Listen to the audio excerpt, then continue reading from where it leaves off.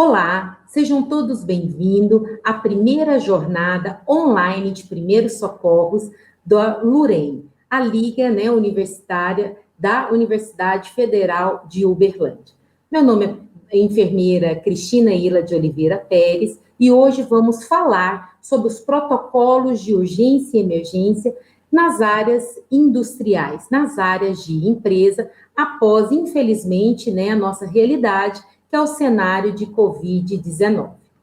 Bom, nós muitas vezes, profissionais da área da saúde, vou enfatizar aqui, a questão de enfermeiros ou discentes, de enfermagem, não pensamos muito na área industrial, na área empresarial.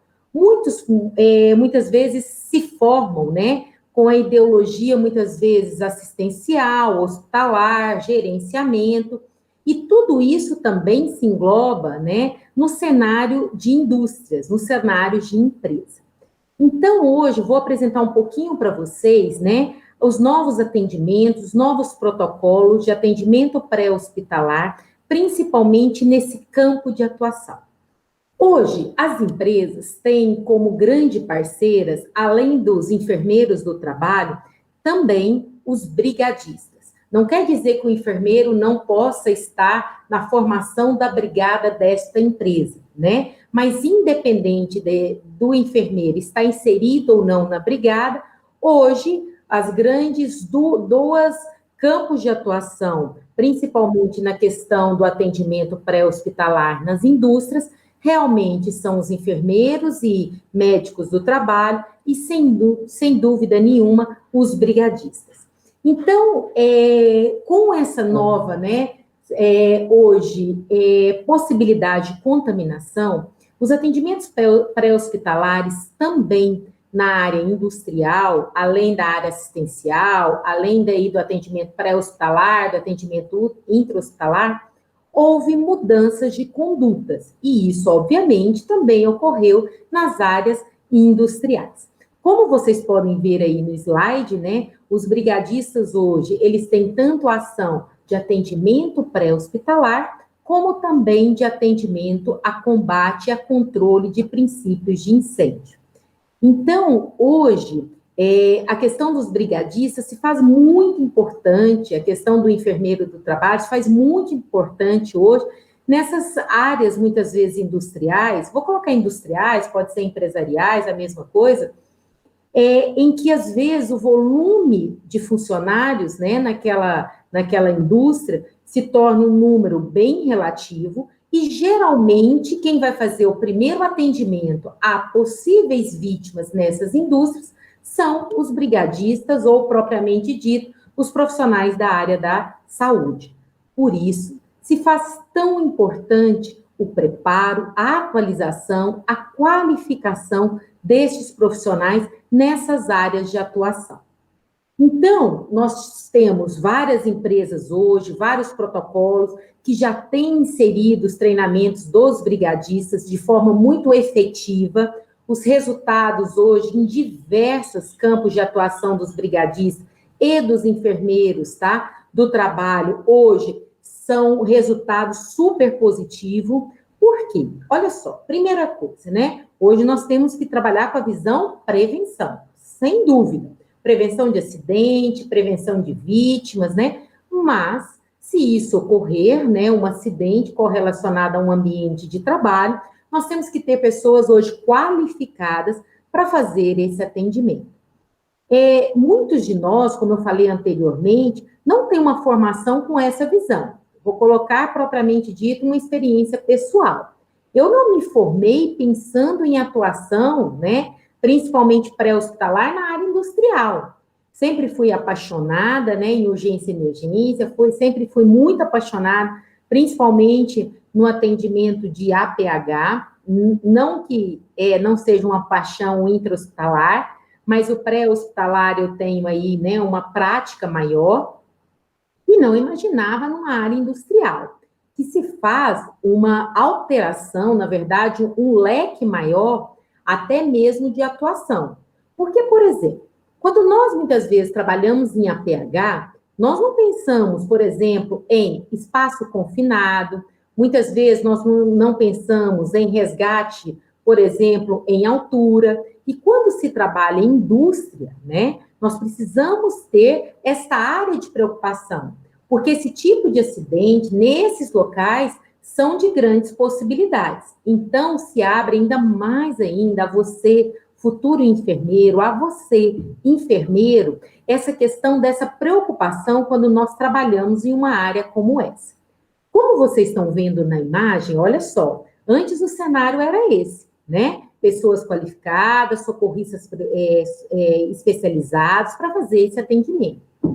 Agora, né, infelizmente, com esse novo cenário aí, né, do coronavírus, esses protocolos tiveram que ser alterados, né? Por quê? Porque hoje nós estamos vivendo um cenário de pandemia, e essa pandemia, né, infelizmente, abre-se leque de grandes possibilidades de contaminação, principalmente também no atendimento de urgência e emergência. Por quê?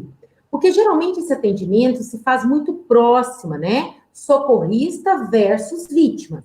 Então, se esses profissionais hoje não tiverem muito bem paramentados, né? Sempre foi dita a importância da higienização das mãos, sempre foi dita a importância do uso do equipamento de proteção individual, né? Que é exigido aí pela normativa NR6. Só que hoje, isso é mais do que enfatizado no cenário que nós estamos vivendo, né? O cenário de coronavírus. Então, esses protocolos tiveram que ser revistos, né? Então, com isso, por exemplo, hoje a gente tem a ênfase também do uso, né, da substância alcoólica, tanto para a higienização das mãos alcoólica, como a desinfecção de ambientes, como o uso de alguma desinfecção de alguns locais que a gente faz assistência na área industrial. Então, esses protocolos já existiam. O que, na verdade, hoje existe, né, é que alguns tiveram que ser mais enfatizados, outros atualizados e outros remodelados. A higienização alcoólica das mãos, ela não foi alterada. A sequência continua a mesma, a necessidade de fricção continua a mesma, né, principalmente, se possível, tá, antes do atendimento e, sem dúvida nenhuma, após o atendimento, principalmente a desparamentação, onde eu não tenho a possibilidade da higienização simples das mãos. Bom, nós podemos, né, as pessoas perguntam muito, né, eu tenho muito brigadista, né, em atendimento, que vira e fala assim, Cristina, mas qual é a melhor? A higienização simples das mãos, mesmo após atendimento de uma vítima no APH, ou a higienização alcoólica das mãos? As duas se faz tão quanto importante, mas sem dúvida que a mais barata, a mais acessível, né, seria a higienização simples das mãos e que removeria também sujidade, e não só flora microbiana, né, que muitas vezes é existente nas áreas das mãos. Então, mediante a isso, os protocolos continuam, como eu falei para vocês, a necessidade aí dos usos dos equipamentos de proteções individuais, tão conhecida como os EPIs, né? Foi uma portaria que surgiu desde 1978, só que com o cenário hoje atual, tá? Isso se faz ainda mais importante. Anteriormente, talvez a gente atenderia uma possibilidade de uma vítima no atendimento pré-hospitalar utilizando óculos, utilizando máscara, utilizando possivelmente aí, né, uma possibilidade ou não de uma touca, ok? Uma possibilidade ou não de um capote. Hoje não. Além das luvas, é claro. Hoje não. Hoje isso é uma exigência de uma paramentação completa no atendimento pré-hospitalar. Lembrando que essas exigências hoje, né, vamos colocar aqui, né, uma possibilidade, não é Cristina Ila que está falando, nós temos protocolo pela American Heart Association que faz toda essa necessidade e essa nova inovação, entre aspas, essa nova exigência, né, nessa questão da paramentação. Uma grande mudança que teve no APH é justamente isso, diminuir o número possível de socorristas no ambiente de atendimento à vítima e a paramentação completa destes socorristas antes de atender essa vítima. Por quê? No atendimento pré-hospitalar, muitas vezes a gente tem angústia de ajudar, né? Angústia de socorrer, aquela mesmo ímpeto, né? Nosso pessoal, profissional, de poder ajudar. Com o novo protocolo, né? Mesmo que se retarde até mesmo um atendimento de RCP, né? De reanimação cardiopulmonar, isso se faz necessário.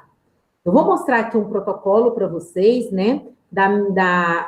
Hoje, mais à frente, o protocolo da American Heart, e aí veio aí com a nova modelação até mesmo da Sociedade Mineira de Terapia Intensiva também, né?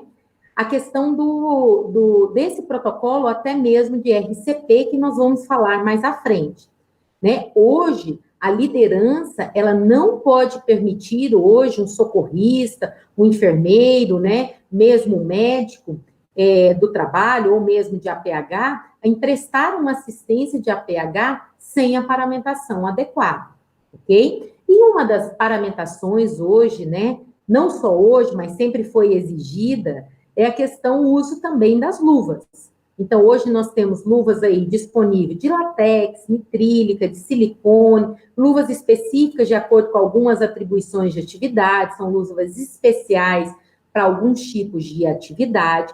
Só que o socorrista, né, muitas vezes fazia a avaliação conduzindo com uma luva. Sim, ok? Hoje é inadmissível essa paramentação não estar presente nesse cenário de pandemia, nesse cenário de Covid. Eu lembro até hoje, quando saiu o primeiro protocolo, se não me engano, foi no mês 4, né? Dessa questão do Covid, que a gente teve acesso, um dos primeiros protocolos que saíram foi a questão dessa paramentação, do uso dessa paramentação, das exigências, quais seriam, né, as possibilidades desses EPIs. E eu lembro até hoje, né, que no mercado, rapidamente foram disponibilizadas algumas máscaras, né, que a gente vê até hoje, valvuladas, algumas foram a questão de algumas máscaras especiais, que nós vamos falar mais à frente, e no decorrer do tempo, esses protocolos também foram tendo alterações, de acordo com o que foi se conhecendo mais, né, dessa questão dessa patologia, que é o coronavírus, e eu lembro até hoje que os primeiros protocolos colocavam, né, vítimas suspeitas ou confirmadas de Covid. Hoje nós consideramos qualquer vítima, hoje, né, nós consideramos possível de Covid. Então, isso foi uma grande alteração, porque antes, né, esses sintomas correlacionam a Covid, esse sintoma não correlaciona a Covid. Hoje nós consideramos qualquer vítima em APH vítima potencialmente de confirmação ou suspeita de Covid. Então, isso se faz o uso dos EPIs em todos os atendimentos pré-hospitalares. Aí vem, né, a questão das exigências aí das indústrias, das empresas, sobre o uso ou não, né, dos seus funcionários na questão da máscara, né? Então, nós temos aí disponível em algumas empresas que solicitaram aos funcionários o uso de máscaras de tecido, o uso de máscaras descartáveis, né? Lembrando o período de uso, né? Por exemplo, como a descartável, não pode ser utilizada úmida, não deve ser utilizada a longo prazo, tá? Cada instituição, além de respaldado pelo Ministério da Saúde, tem um tempo, tá? Dessas máscaras descartáveis serem utilizadas.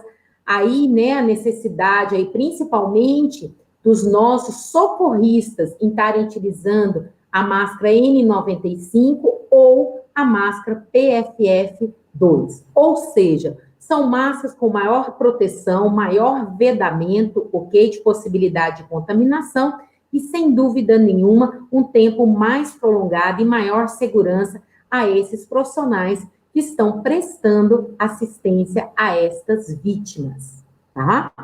Bom, e aí foi o que eu falei, né? No início das pandemias, nós, socorristas, muitas vezes brigadistas, utilizamos muito, né, as máscaras valvuladas.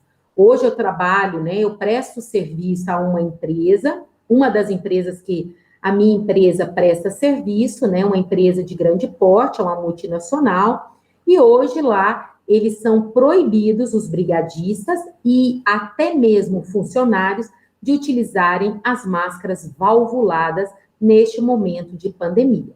Então foram-se retiradas essas máscaras para o uso dos nossos funcionários, o que facilitou muito, porque o meu brigadista, que muitas vezes está executando a atividade, no momento do socorro, muitas vezes não precisa fazer a troca da máscara, porque ele já está com a máscara N95, na maioria dos brigadistas, e não valvulados. O que me facilita também a vítima, que na empresa, na indústria, geralmente é o funcionário ou prestador de serviço, que não vai estar com esse tipo de máscara, pois não é permitida a entrada dentro da indústria de fornecedor, funcionários, né? Seja eles brigadista ou não, das máscaras valvuladas, devido à questão de possibilidade de contaminação pelas válvulas, ok? E aí, né, vem a questão também da importância não só da colocação dos EPIs, mas principalmente os protocolos para a retirada dos EPIs. Com qual objetivo?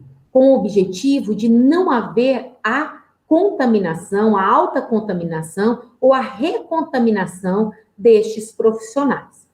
Muitas vezes, as fábricas, as indústrias oferecem aí EPIs de excelente qualidade, de excelência vedação, mas muitas vezes o profissional, por pressa, falta de treinamento pode ocorrer, por dificuldade muitas vezes e nervosismo da manipulação desses EPIs, se autocontamina.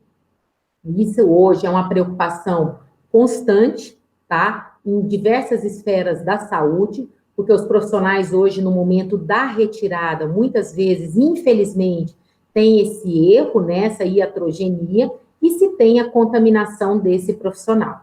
Então, hoje, nós temos treinamento tanto para a colocação, mas principalmente para a retirada dos EPIs possivelmente contaminados. Então, se faz necessário esse treinamento por você, enfermeiro, né, no seu setor, na sua área de atuação, para frente a esses profissionais que vão conduzir provavelmente esse atendimento às suas vítimas nessa esfera, muitas vezes, industrial.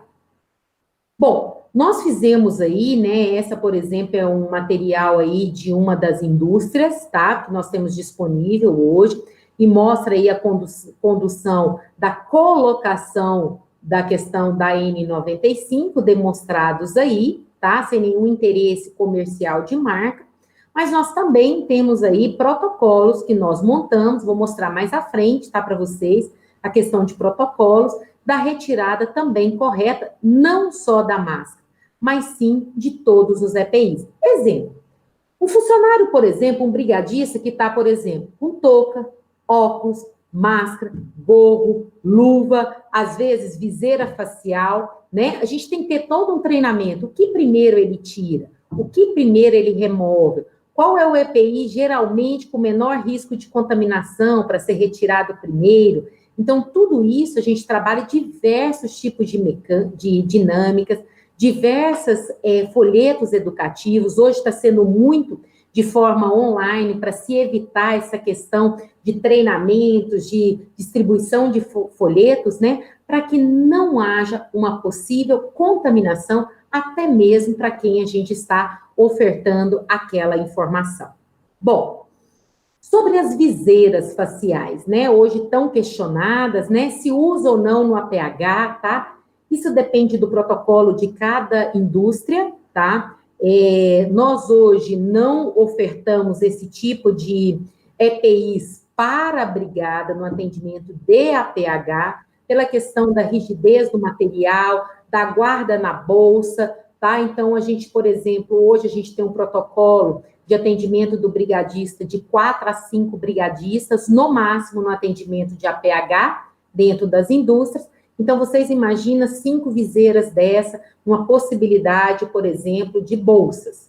Então, a indústria em que eu forneço, né, a questão da atividade da minha empresa, as três grandes indústrias que eu forneço esse tipo de atividade, resolveram não fazer uso. Mas nós temos várias empresas, tá, que já têm em protocolo esse tipo de EPI, são as viseiras faciais, para o atendimento de vítima, lembrando que esse tipo de EPI, essa viseira, não faz a dispensa da máscara, tá? Então, muitos aí, eu vejo algumas lives, alguns vídeos, né, colocando a questão das viseiras cada vez mais esteticamente bonitas, como vocês estão vendo aí na imagem à direita, só que não propriamente ditas com proteções adequadas, né? Então, eu estou colocando aí uma imagem à esquerda, que seria uma viseira adequadamente, né, para utilização de um atendimento.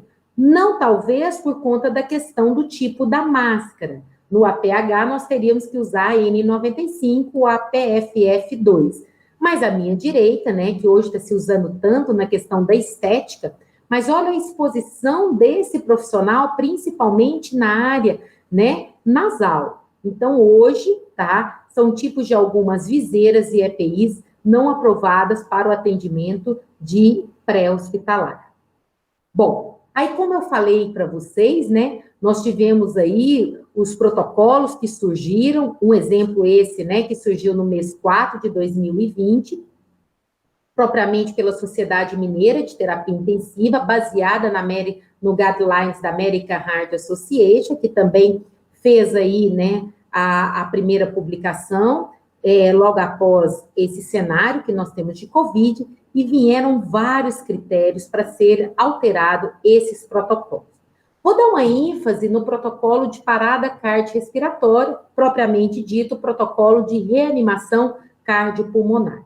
Então, hoje, né, pela American Heart, a gente tem a plena convicção que há necessidade do equipamento de proteção individual, isso é inquestionável, tá? Os equipamentos de proteção individuais, eu coloquei aí para vocês, olha só, numa parada cardiorrespiratória, o profissional da área, seja brigadistas ou propriamente da área da saúde, ele deve conter o capote impermeável, tá? O gorro, o óculos, a proteção aí, ou o óculos, ou a proteção facial, que é a viseira que a gente falou, tá? A máscara N95 ou a PFF2 e luvas de procedimento. Então, eu quero que vocês entendam, quando eu coloco essa paramentação frente a uma vítima de APH, tá? Isso já é protocolo. Então, essas exigências que algumas indústrias, né, eu presto consultoria, não, Cristina, mas não dá para tirar isso, mas não dá para tirar aquilo do kit. Não dá, tá? Hoje é um padrão, hoje é um protocolo. Estou falando tanto para vocês aqui, repetindo a palavra de protocolo, mas nós trabalhamos em cima de protocolos, né? A indústria, ela não quer saber o que a Cristina acha, né? Independente do tempo de experiência, não. Ela quer saber qual o protocolo montado, né, por uma profissional, conduzida e baseada em qual referência de protocolo, provavelmente internacional. Hoje nós temos conhecimento claro, né, que as manobras aí de reanimação, eu sei que está escrito aí ressuscitação, né, mas eu quero só mostrar para vocês que essa foi uma retirada do texto, tá? Do próprio guidelines, tá? Mas eu sei que hoje o termo mais utilizado é a reanimação cardiopulmonar ou cardiorrespiratória. É um procedimento que a gente sabe que tem a produção, né, aí, que gera aerosóis, e sem dúvida. E precisa se fazer esses profissionais estarem protegidos adequadamente para me trazer o mínimo possível de contaminação a esses profissionais que estão fazendo assistência frente a essa vítima de atendimento pré-hospitalar. Então, vê aí, né, nós estávamos esperando tanto, né, a questão do protocolo, como seria as mudanças aí, né, de possível vítima de parada cardiorrespiratória, e aí, a American Heart, né, veio aí respondendo e respaldando a nós profissionais a melhor conduta do atendimento pré-hospitalar frente a essas possibilidades. A primeira coisa que nós temos que pensar hoje no cenário, né, de pandemia, é que toda vítima deve estar de máscara. Se a vítima não estiver de máscara, eu, socorrista, devo ofertar a essa vítima, para o atendimento inicial, a máscara, ok? Que será hoje ofertada a essa vítima. Sem dúvida nenhuma, a paramentação adequada a esse socorrista, a esses brigadistas ou vocês, profissionais da área da saúde. Então, por exemplo, nós tivemos um atendimento, né? Tivemos vários depois da pandemia, mas nós tivemos aí alguns atendimentos que muitas vezes a gente se deparou em cenário que, mesmo com treinamento, mesmo com orientação, o ímpeto muitas vezes do brigadista é ir para ajudar. E o dever do chefe de turno ou do chefe da brigada é não autorização e até mesmo a retirada desse socorrista do cenário se ele não estiver com a paramentação adequada. Hoje nós aguardamos, infelizmente, tá, a chegada do equipamento, da paramentação para fazer assistência a essas vítimas. Lembrando, no atendimento pré-hospitalar, tá, o que antecede tudo isso é uma coisa que vocês nunca vão esquecer, tenho certeza que sempre é comentado, a segurança da cena. Então, independente do caso, né, de urgência e emergência, a primeira coisa que tem que estar a preocupação no APH, claro, até mesmo industrial. A cena está segura? E hoje o protocolo tem a segunda pergunta. Você está paramentado? Se as duas perguntas forem respondidas como sim, você deve iniciar o atendimento pré-hospitalar. Então, aí, foi uma grande mudança, né? Essa pergunta, tá? Veio aí com a alteração do atendimento pré-hospitalar, que é, a cena está segura? Essa já existia. Você está paramentado? E essa foi o que surgiu, tá? Para permitir aí esse socorrista estar à frente aí, essa possibilidade dessa vítima em atendimento pré-hospitalar. Ok? Então, como eu já falei, né, anteriormente, hoje os protocolos são em torno de 4 a 5 socorristas no máximo, tá? Principalmente correlacionado a atendimento pré-hospitalar. Aí vocês viram e falam assim, ué, Cristina, mas, por exemplo, vamos colocar aqui uma realidade, por exemplo, um serviço de atendimento móvel de urgência. Geralmente são 3 socorristas que vão chegar frente a esse cenário, tá? Mas eu tenho que lembrar que eu estou falando da área industrial. Por exemplo, dentro de uma indústria que eu trabalho, eu tenho 115, em média, 100 a 115 brigadistas, tá bom? Vamos colocar num cenário que aconteça nesse momento, dentro dessa indústria, eu tenho aí a possibilidade de, no mínimo, 18 a 20 brigadistas estar chegando na cena. Anteriormente, um brigadista ia segurança da cena, acionar o PAI, que a gente tem um serviço de atendimento, né, de emergência, que é um acionamento, tá, de uma sirene, evacuação diária, deslocamento para poder fazer a notificação e a busca do DEA. Nós temos um serviço terceirizado para o transporte dessa vítima, então tudo isso seria organizado. Ok. Hoje nós podemos ter essa organização externa à cena da vítima, porque na cena da vítima, hoje só é permitido, no máximo, de 4 a 5 profissionais a atuarem frente a essa vítima. Olha o que trouxe o protocolo da American Heart, ok? Uma vítima sem vias aéreas, que é geralmente a nossa realidade, né, no primeiro momento, principalmente no atendimento pré-hospitalar, é que seria um profissional que seria o líder, que estaria trazendo o desfibrilador externo automático, geralmente, ok? 2 profissionais estariam em vias aéreas, na área, né, da região das vias aéreas, e 2 estaria em áreas de compressão torácica em caso de parada cardiorrespiratória. Então, isso é uma padronização hoje utilizada, ok? Pela própria American Heart, que disponibiliza e padroniza, no máximo, este número de atendimento de profissionais, ok? Aí nós temos outra demonstração, né, quando é com vias avançadas, vou colocar uma realidade que nós temos hoje. Quando nós temos um socorro, vou colocar aí um exemplo de uma parada cardiorrespiratória, o primeiro acionamento geralmente é dos brigadistas, ok? Que vão conduzir a questão, primeiro, cena segura, paramentação, ok? Vou mostrar mais para frente vocês, nossas bolsas de emergência tiveram que ser remodeladas, reestruturadas, ok? E paramentadas, né? Com novos aí equipamentos. Então, esse primeiro cenário, quem faz o atendimento é o brigadista, ok? Ela faz a conduta, porque ele é treinado para isso, ok? Geralmente é acionado o pai em situações em que tem um risco eminente, né, de possibilidade de contaminação ou de risco nas outras esferas da indústria, tá? E logo nós acionamos o serviço terceirizado de transporte para essa vítima. Então, esse serviço de transporte, geralmente, dependendo da avaliação, um exemplo da parada cardiorrespiratória, ele deve vir geralmente com um profissional médico, com um profissional enfermeiro e com um socorrista. Se na escolha de uma via aérea avançada, aí tem um protocolo desse serviço terceirizado. Na nossa indústria, nós temos o serviço até o momento, ok? De vias aéreas com vítimas, de vias aéreas não invasivas, ok? Então, quem faz esse socorro, geralmente são brigadistas, e em algumas vezes o médico da indústria, que nós temos, o médico do trabalho, e o enfermeiro do trabalho.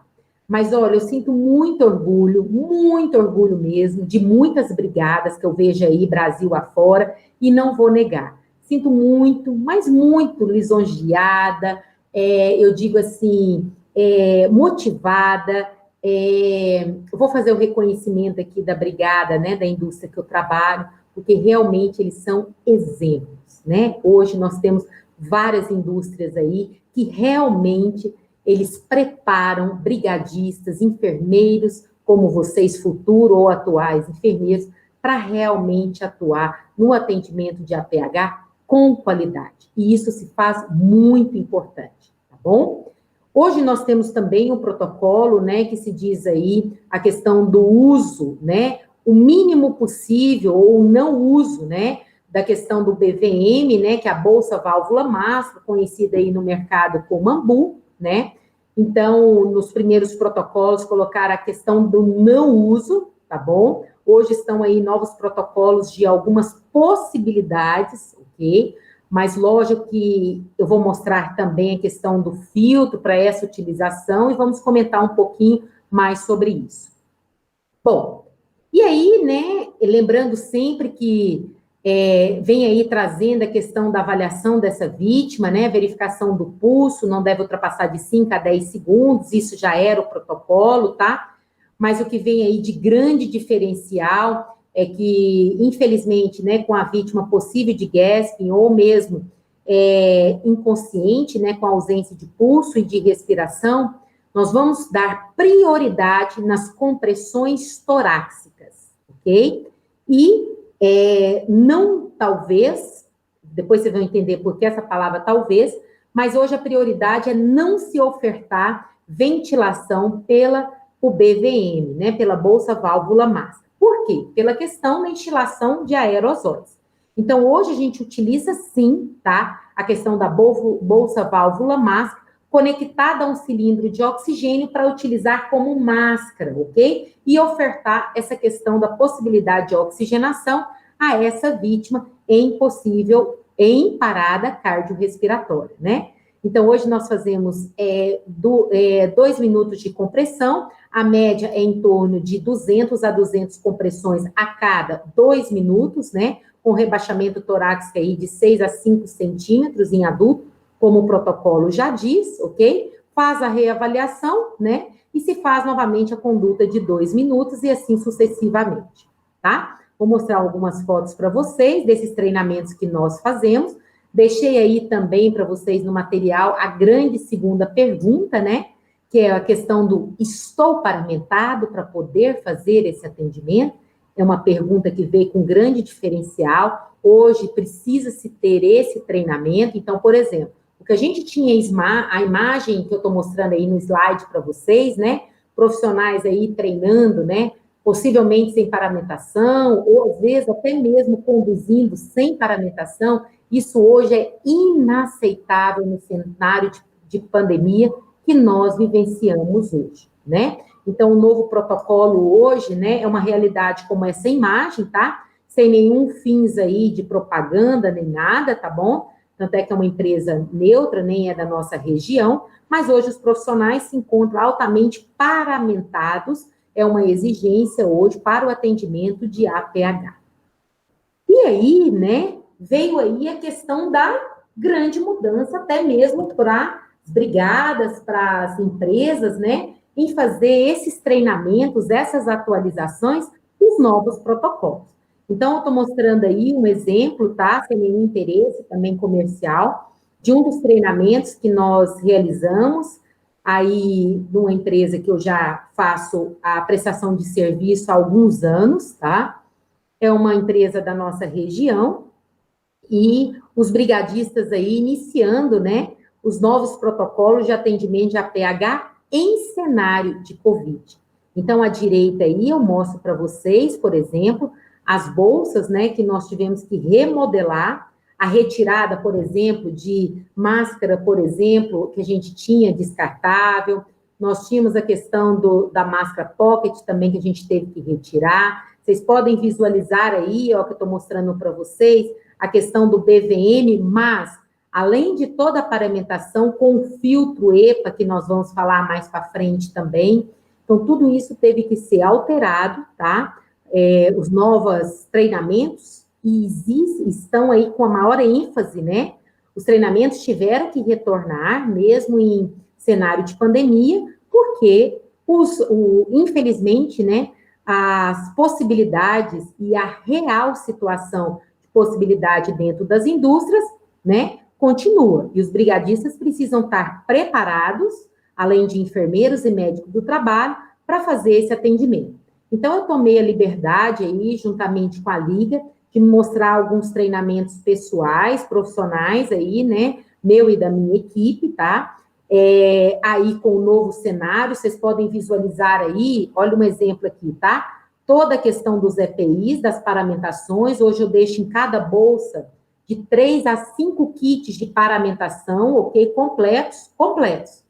Touca, óculos, máscaras, luvas, capotes impermeáveis, tá? Todos são completos para a questão desse primeiro atendimento a essas vítimas dentro das indústrias, que eu faço atendimento e faço treinamentos e protocolos para essas indústrias.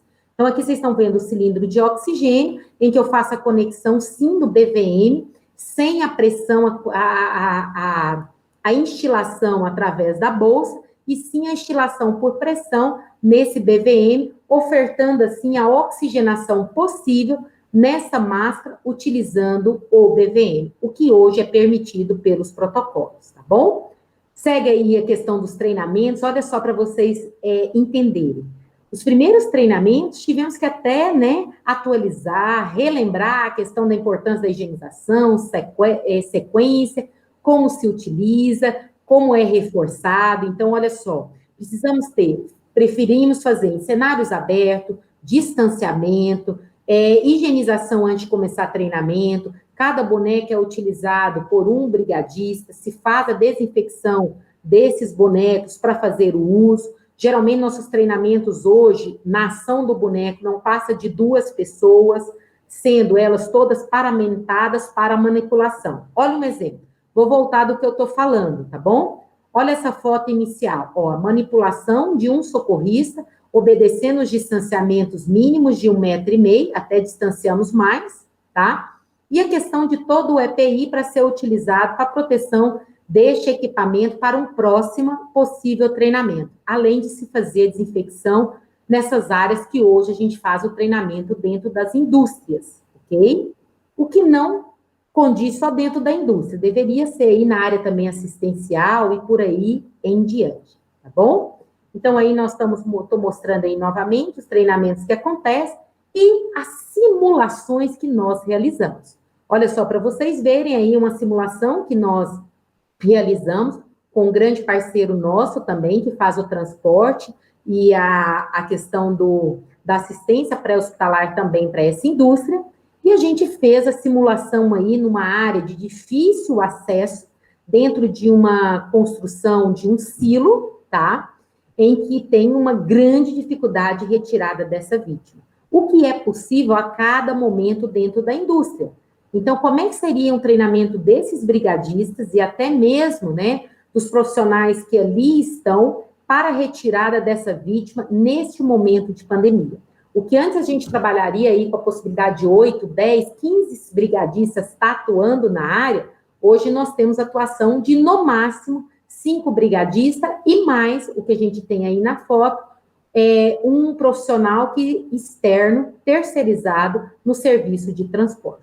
Então, todos aí vocês estão visualizando, aqui os nossos socorristas propriamente dito estão todos paramentados. Esse é um brigadista, um chefe de turno que está chegando para fazer o reconhecimento da área e o acionamento dos demais da brigada, ok? Para conduzir aí assistência a essa simulação. Então, hoje, as indústrias, né, trabalham muito com essa questão, treinamento e simulações realísticas, tá? Para se ter uma equipe preparada. Para depois desses treinamentos, lembre-se, a gente fazer também o debriefing.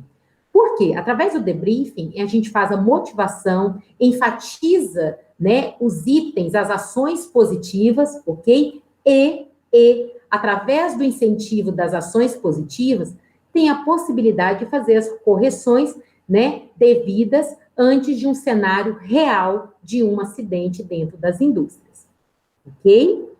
Bom, como eu falei para vocês, tudo é baseado em protocolos, tudo é baseado em guidelines, né? Como a gente aí tem diversas guidelines aí de suporte avançado, suporte básico, suporte avançado em cardiologia, suporte avançado em trauma. Então, aí nós temos diversas, né, possibilidades de guidelines, que aí a gente tem de suporte, os guidelines suportes também avançado em obstetrícia e aí por diante. O que eu falo muito aos meus enfermeiros, e até mesmo as ações que eu faço protocolo em algumas indústrias, tudo tem que ser baseado em guidelines. Tudo tem que estar baseado em protocolos reconhecidos, né? Aí, através do Ministério da Saúde, Organização Mundial de Saúde e as áreas de maior referência aí, de acordo com cada área de atuação, tá? Bom, hoje nós temos também aplicativos aí, né, possíveis através de smartphones ou mesmo de algum outro aplicativos eletrônicos que nós temos hoje para a questão do acesso a esses protocolos hoje já atualizados com o novo cenário de Covid, então deixo aí a possibilidade de poderem estar também, tá, conectados aí na atualização e um guia rápido, né, de caso ocorra alguma dúvida correlacionada a algum assunto que vocês se deparam sem ter uma possibilidade de uma consulta ou mesmo uma possibilidade de uma atualização, ok? Então, eu vou colocar aí para vocês, né, quem trabalha em indústria, quem está pensando em trabalhar em indústria, estou colocando aí alguns exemplos de protocolos, eu lembro até hoje, né, quando eu era aluna, uma coisa que eu nunca imaginava na minha vida era montagem de fluxo, ainda mais com a indústria, né? Pensava em fluxograma, por exemplo, dentro de uma assistência, organograma dentro de uma administração, ok, de enfermeiro, mas dentro de uma indústria eu falava, meu Deus do céu, nunca imaginei. E é uma realidade, né, muito possível aí, né, para os enfermeiros, futuros e atuais enfermeiros, na questão da montagem dos protocolos, dos fluxogramas, porque hoje as indústrias, as empresas, primeira coisa que é saber qual o fluxo para essa conduta, baseado em que você teve essa ação. Então, é através dessa padronização, ok, desses fluxos, dessas ações de APH, que se faz hoje a possibilidade de algumas ações. Então, estou colocando aí, não vou ler para vocês, tá? Mas eu estou colocando alguns exemplos que eu estou demonstrando, porque esses protocolos são de acesso e de elaboração da minha empresa. Vou colocar em particular aí, tive uma ajuda grande da enfermeira também, Cristiane Lopes Garcia, também que faz parte aí, né, minha sócia também, na empresa. Então, assim, nós elaboramos, né, essas possibilidades de fluxograma para uma das empresas que hoje a gente também está atuando. Então, eu vou colocar aí alguns fluxos que a gente montou, para vocês terem uma ideia o que seria o fluxo de atendimento pré-hospitalar, tá? Então, seria mais ou menos uma correlação de como seria esse fluxo. Vou colocar aqui um exemplo para vocês, tá? Hoje, um enfermeiro, dentro de uma área que nós temos, tá? De abrangência, de urgência e emergência. Eu vou colocar aqui um exemplo do que está na tela. Hoje, o enfermeiro socorrista, muitas vezes o plantonista que está no local, ele deve se permanecer na sala de triagem, tá? Que é uma área que eu falei para vocês que está numa construção de um silo, tá? Cada enfermeiro deve fazer-se a permanência nesse local a cada 12 horas, então eu tenho grupos de trabalho de 12 por 36, a gente faz troca de plantão, e aí eu tenho a questão do fluxograma para ele se orientar e ir a toda a empresa caso ocorra algum acidente. Então, nós colocamos aqui que caso ocorra algum tipo de acidente, deve-se seguir os protocolos que vêm a seguir, ok? E logo após o atendimento, é obrigação do enfermeiro, ok? Ou da enfermagem, mas lá eu só tenho enfermeiro, em que deve-se fazer o relatório de cada atendimento que ocorra no atendimento pré-hospitalar. Vou colocar um exemplo para vocês terem uma ideia, tá bom? É mais fácil a gente visualizar do que muitas vezes está só ouvindo, né? Olha um exemplo. Aí é um fluxo que nós montamos para essa empresa, tá? Em situações de emergência, o que seria a conduta do enfermeiro, tá? Para a questão do atendimento em caso de situação de urgência, ok? Um outro protocolo que nós montamos foi a ação do enfermeiro, tá? Na verdade, é um fluxograma da ação do enfermeiro em caso de situações de emergência. Vou ler rapidinho para vocês. Coloquei aí para vocês o que seriam situações de emergência, né? Parada cardiorrespiratória, como a gente está trabalhando, por exemplo, numa construção, vamos colocar aqui, né? Muitas vezes, possibilidades de cortes, hemorragias, possibilidades aí de febre, crise convulsiva, né? Possibilidades de angina, possibilidades de reações alérgicas, fraturas de grande porte. Então, vamos aí para a gente entender. Politraumas, ok? Então, qual que seria a conduta? Primeiro, o funcionário que apresentar uma situação de emergência, ok? O que deve ser conduzido? Primeira coisa, o enfermeiro plantonista deve ser acionado. Esse enfermeiro irá conduzir uma avaliação primária e estabilizar o quadro clínico deste funcionário acidentado. Então, esse enfermeiro, quando ele estabiliza, faz a avaliação dessa vítima, ele vê a necessidade ou não do atendimento de remoção dessa vítima ou de um atendimento mais avançado a essa vítima. Se esse atendimento for necessário, será acionado o serviço terceirizado, né? Que essa empresa tem convênios para isso, ok? Que será direcionado um atendimento avançado, porque o nosso contrato, neste caso, com essa empresa, são atendimentos avançados, ok? E aí será estabilizado e encaminhado para o serviço de referência do município de Uberlândia. Olha só um exemplo, tá bom? Dependendo de certa empresa que eu faço, eu já direciono ao hospital de referência. Mas como essa empresa, aos funcionários, não tem um plano de saúde, ok? Vai ser direcionado à assistência municipal que nós temos hoje, um exemplo, um município que nós temos hoje de Uberlândia, ok? Vou colocar um exemplo como Uberlândia, que é o município que nós estamos. Então, tá vendo que a montagem desse fluxo, eu também tenho que entender se esses funcionários dessa empresa têm plano de saúde, aonde que será direcionado, se essa empresa tem um serviço de remoção, como vai ser a possibilidade dessa remoção, quantas vezes podem ser acionados por mês.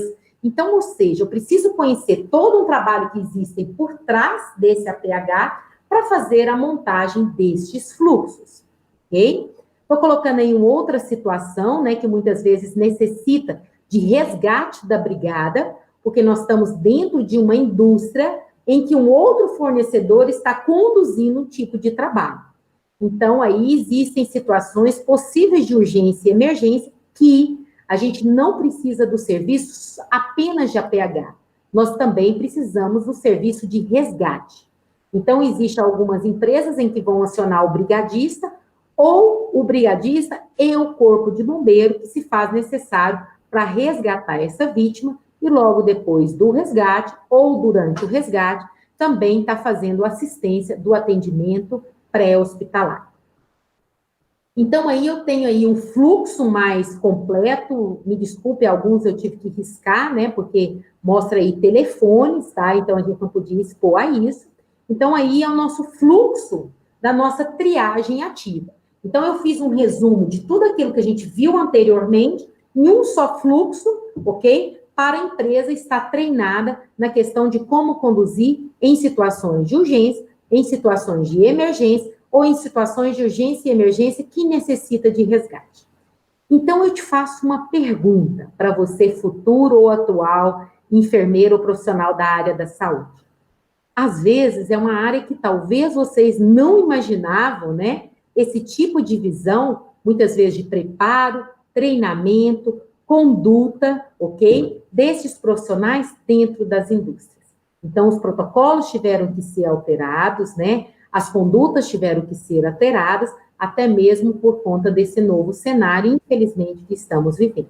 Um exemplo, tá? Um exemplo são os filtros aí, né? EPA, que a gente teve que aí ter aí a aquisição, tá?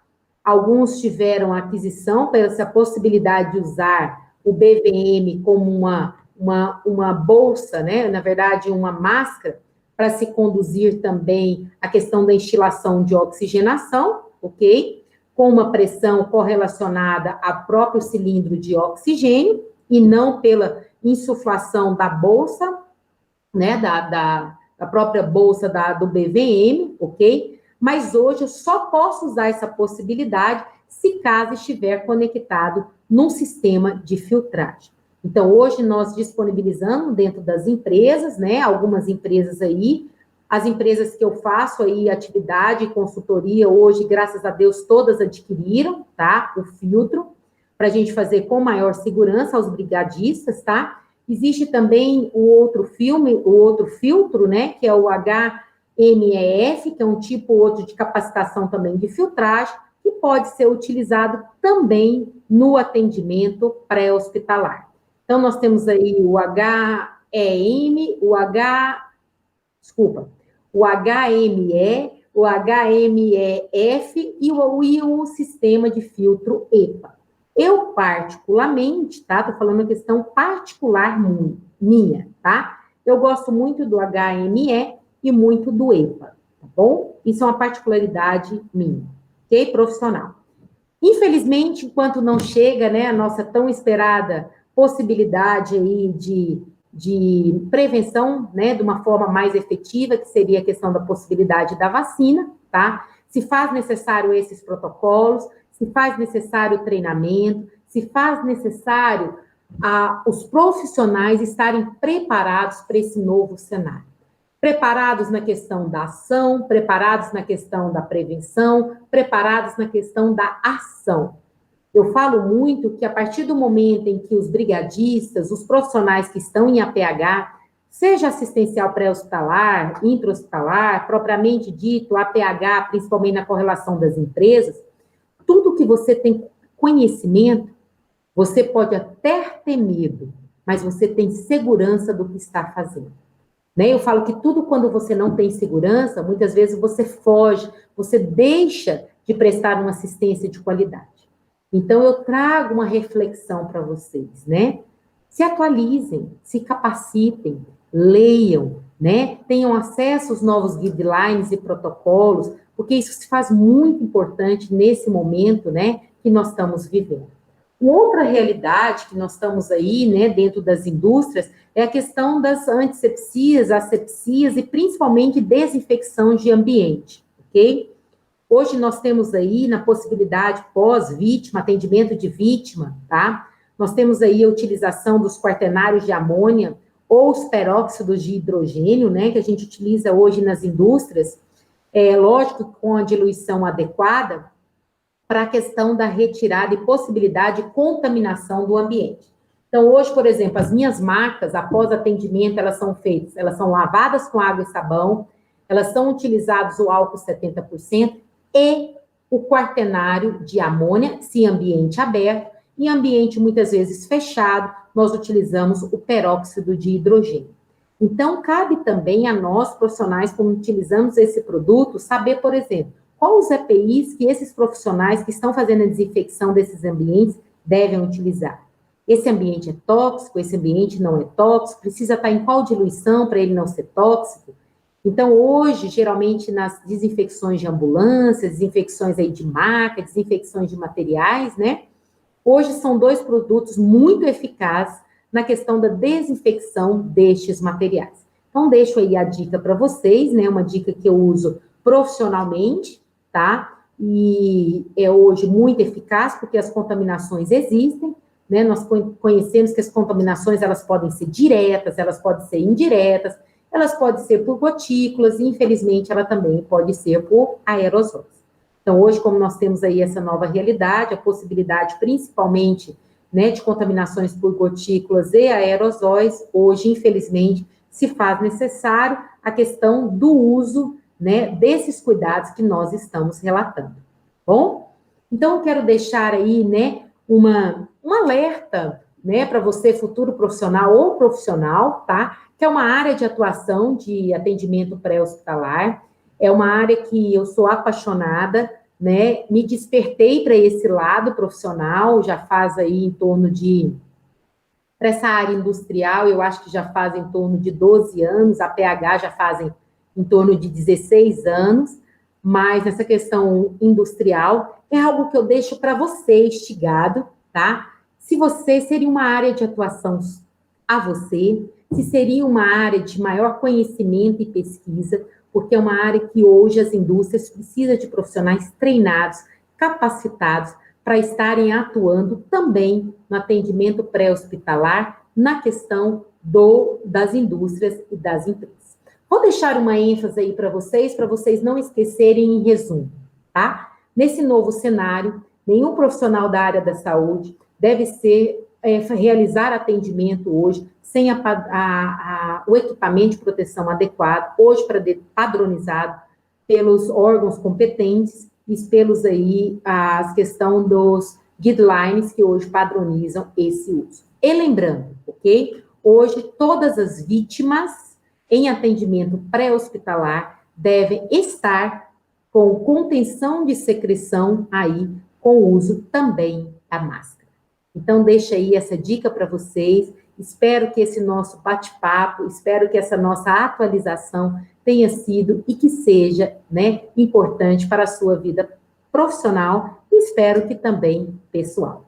Quero muito agradecer ao convite da Liga da Universidade Federal de Uberlândia. Quero aí parabenizar por essa primeira jornada aí, né, online de primeiros socorros. Isso mesmo, pelo cenário atual, é a forma mais segura da gente estar compartilhando também conhecimentos, tá? Quero aqui agradecer em meu nome, né? Deixo aí o convite também para quem quiser estar aí compartilhando alguma dúvida, minha rede social está à disposição também, a própria Liga, né, está disponibilizando aí acesso para vocês, e qualquer coisa eu estou à disposição. Eu, enfermeira Cristina Ila de Oliveira Pérez, quero muito agradecer por esse nosso momento juntos. Um grande abraço, deixa aí o meu telefone pessoal, tá, de contato, e me coloco à disposição para qualquer dúvida. Um grande abraço. Se cuidem! Olá, gostaram da aula de hoje? Em nome do Lurei, eu venho agradecer a professora Cristina Ila pela participação no evento. Se você gostou do vídeo, não se esqueça de curtir, de comentar, de se inscrever no canal e compartilhar com os amigos. Até a próxima, tchau, tchau!